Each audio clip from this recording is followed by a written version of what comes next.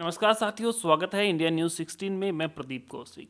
साथियों, बातचीत करेंगे कि कोरोना के दौरान क्या कुछ परेशानियां स्कूल को सहनी पड़ी हैं। साथ हैं हमारे विद्यालय नालंदा के चेयरमैन सर। नमस्कार हाँ जी, नमस्कार सभी दर्शकों को नमस्कार। सर। दर्शक और सभी जानना चाहते हैं कि काफ़ी समय निकल गया, लगभग बच्चों का तो एक साल वेस्ट हो गया, पढ़ाई नहीं हो पाई, तो किन किन परेशानियों का आपको सामना करना पड़ा कोरोना के दौरान। देखिए प्रदीप जी, सभी को पता है कि आज अगर सबसे ज़्यादा नुकसान हुआ है तो स्टूडेंट्स को, विद्यार्थी को हुआ है। और उसके बाद नुकसान हुआ है तो स्कूल्स को हुआ है। तो इसमें तो कोई दो राय नहीं है कि सबसे ज़्यादा नुकसान स्कूल और हमारे बच्चों का रहा है। सर, स्कूल बंद कर दिए गए, कोई अता पता नहीं था कब खुलेगा, और हमें टीचर्स को सैलरी भी देनी है, पता नहीं फीस कब आएगी। बच्चों का नुकसान, रूटीन खराब हो गया, घर पे बैठे हैं। हाँ देखिए, ये सीधा सा है। बच्चों की बात करेंगे तो बच्चे होते हैं। जी। अब उनको न कैरियर की ज़्यादा बातें पता होता है, न उनको नफ़ा और नुकसान। पढ़ाई की बात करें तो उसका उनको बहुत ज़्यादा न पता नहीं होता है। उनको टोका जाता है कि बेटे आप पढ़ लिए। तो देखिए, पेरेंट्स जो हैं वो लगभग, हमारे यहाँ की बात करूँगा तो वो सारे जो है ना किसान और मज़दूर और बहुत मेहनत करने वाले लोगों के बच्चे हैं। तो वो घर पे टाइम नहीं दे पाते बच्चों को। उनको ये बोल देते हैं कि बेटे आप जो है ना अपनी ऑनलाइन क्लासेस करिए। तो बच्चे ठीक से नहीं कर पाए। तो जब जब हम टीचर यहाँ पे बोल बोल के बच्चों को करवाते हैं, मिल के समझा के करवाते हैं, तो वो ऑनलाइन में नहीं हो पाया। ये दिक्कतें रही हैं। ये बात मैं करूँगा ना पढ़ाई की। दूसरी बात जो है ना फिजिकली। जी। और फिजिकली अब हमारे पास जो बच्चे आए हैं, 9th से 12th बच्चे अब जो आए हैं, हमने देखा वो पहचाने नहीं जा रहे। उनका बॉडी वेट इतना बढ़ा हुआ है, चश्मा लगा हुआ उनको। पेरेंट्स से बात होती है तो कि वो बोलते हैं कि सर मेरे बेटे को तो चश्मा लग गया। उसकी वजह ये रही है कि हमारे जो मोबाइल फ़ोन है उनका ठीक से उनको यूज करना नहीं आया, प्लस बहुत देर देर तक उस पर उन्होंने काम किया, तो उनको फिजिकली बहुत नुकसान हुआ। और जहाँ तक मैं बात करूँगा कि मानसिक और मेंटली जो उनको हानि हुई है उसका तो सभी को पता ही है। सारे सारे सारे दुनिया में इसका कितना खौफ और कितना डर था। तो डर के मारे जो हमारे बच्चे थे, पेरेंट्स थे, हमारे टीचर्स थे, सभी को बहुत ज़्यादा नुकसान हुआ है। मेंटली वो प्रेशर में रहे हैं। जिस प्रकार से आप बता रहे, बहुत ज़्यादा समस्याओं का सामना करना पड़ा है। सर, इससे कुछ बच्चे भी स्कूल से कम हुए हैं क्या। ना बच्चे, देखिए अब मैं हमारे स्कूल की बात करूँ, नालंदा विद्या निकेतन की बात करूँ, तो हमारी स्ट्रेंथ बढ़ी है। बढ़िया। बच्चे कम नहीं हुए हैं। और हमारी ऑनलाइन पे भी बहुत तो दिक्कतें नहीं रही थी, लेकिन छोटे बच्चों की दिक्कतें थी कि वो ठीक से काम ना नहीं कर पाए।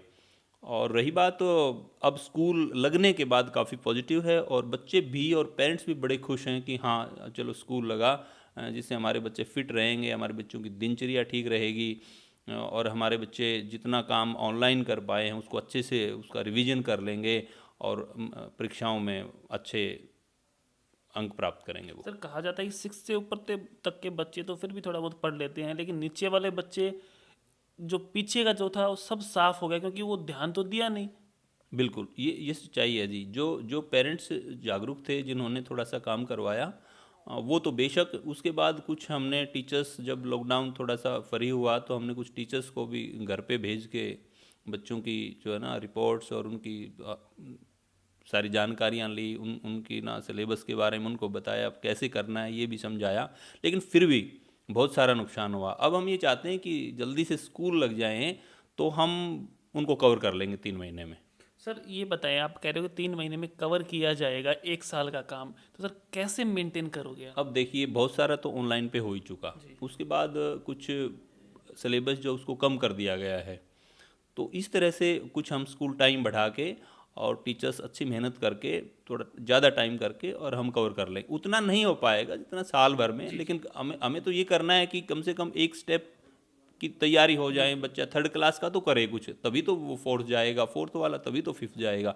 तो कुछ ऐसा हो जाएगा ताकि हमारा अगली क्लास में जाने के लायक बच्चा हो। सर, बात करें 10th और 12th की बोर्ड की कक्षाएं हैं, तो उनमें कुछ ग्रेस मार्क्स वगैरह कुछ पॉजिटिव मिलेगा बच्चों को आगे। हाँ, उसमें एक तो ना सिलेबस कम कर दिया, और दूसरा जो क्वेश्चन पेपर रहेंगे ना, वो इस सारे इस प्रकरण को देख के और बच्चों के हक में किया जाएगा। जिस प्रकार से कहा जाता है काफ़ी स्कूलों ने टीचर्स को भी कम कर दिया था स्कूल से सैलरी देने के चक्कर में, तो क्या देखिए जी, देखिए वो अपनी स्कूल्स की प्रॉब्लम्स रही होंगी, उनके पास फीस नहीं रही होगी। जो ग्रामीण क्षेत्र में जो स्कूल हैं उनकी बहुत बड़ी समस्या है। और बाकी मैं अपने स्कूल की नालंदा विद्यानिक केंद्र की बात करूं तो हमने ना एक भी रिलीव नहीं किया, बल्कि ना अपॉइंट किए हैं कुछ टीचर हमने। जी सर, बात करें सैलरी की टीचर्स की, तो कितने % सैलरी आपने लॉकडाउन में टीचर्स को दी और अब किस प्रकार से चल रहा है? अब देखिए, हमारा स्कूल रूरल एरिया में है। हमारी जो फीस है वो लगभग फसल पे आती है। जी तो अप्रैल में जो फीस हमें आनी थी वो हमारी फीस बिल्कुल नहीं आई। तो हमने तो ऐसा किया है टीचर से बात करके, जिससे उसके घर का काम चल सके, उस तरह से उनको ना पे कर रहे हैं। और उनको ये बोला गया है कि जैसे भी स्थितियाँ ठीक होएंगी उसी उसी अनुपात में उनको जितना हो सकेगा मैक्सिमम देंगे। सर, ऐसे स्कूल को क्या कहेंगे जिसने टीचर्स की तरफ ध्यान ही नहीं दिया, कभी फ़ोन ही नहीं किया कि भाई तुम जिंदा हो या हो चुके, या खाने के लिए पैसे हैं या नहीं, क्योंकि बहुत ज़्यादा समय हो गया था और टीचर जो है प्राइवेट वो स्कूल से ही डिपेंड होता है, तो ऐसे स्कूल्स के बारे में क्या कहेंगे? हाँ देखिए जी, अब मैं, ये तो गलत बात है। जो जिन्होंने जिन्होंने ये सारा हमारा स्कूल का सिस्टम बनाया है उन्हीं की बदौलत तो है। हमने क्या किया, सारा का सारा हमारे टीचर्स, नॉन टीचिंग स्टाफ, सारे तो स्टाफ करते हैं। अब मैं अपने स्कूल की बात करूं तो हमारे पास लगभग 140 का स्टाफ रहता है, टीचिंग नॉन टीचिंग। अब मैं तो ये नहीं बोलूँगा कि हमने गलत किया। आप जो है ना टीचर्स से बात करिए, स्कूल आए हैं, 2-4 टीचर से बात करिए और आपको अंदाज़ा हो जाएगा। और सबसे बड़ी बात यह है कि हमारा एक भी टीचर नौकरी छोड़ के नहीं गया है।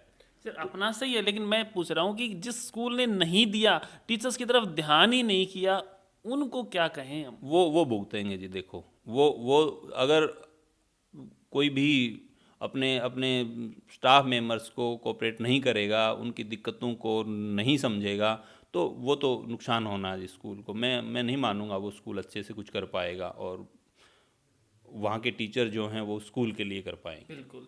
सर, लास्ट में कितना कहना चाहोगे, कितना % बच्चों का नुकसान हुआ है? ये अगर आगे स्कूल चल जाते हैं, पूरा सेशन चलता है, तो भी कितने % नुकसान रहता है बच्चों का? प्रदीप जी, मैं परसेंटेज की तो बात नहीं करूंगा। इंडिविजुअल बच्चों ने, ऑनलाइन जिन बच्चों ने अच्छा काम किया, उनका नुकसान बहुत ज़्यादा नहीं रहा है। लेकिन मैं ये मानता हूं कि अब सिलेबस हमारा 30% के आसपास कम किया है हमारे CBSE ने और हरियाणा बोर्ड ने।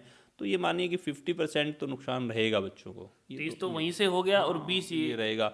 और बच्चे क्या है ना, सिलेबस अब ठीक से नहीं कर पाते। देखिए, क्लास में जो वर्क होता है ना वो नहीं हो पाएगा। ये तो हम मानेंगे हम ये बात। जिस प्रकार से सर ने बताया कि काफ़ी मात्रा में करीब करीब 50% बच्चों का नुकसान हुआ है, मानसिक तौर पे परेशान, फिजिकली परेशान, और क्या करेंगे, घर पे पड़े पड़े रहे, परेशान हो गए, तो काफ़ी दिक्कतें आई हैं, सभी को आई हैं। साथियों, वीडियो कैसा लगा ज़रूर ज़रूर बताएं, और आपका अपना स्कूल नालंदा एक बार विजिट ज़रूर करें। मुझे बहुत अच्छा लगता है, तभी मैं बार बार आता हूँ। चेयरमैन सर से मिले, बहुत अच्छा लगा। आगे की वीडियोस के लिए देखते रहें इंडिया न्यूज़ 16। नमस्कार।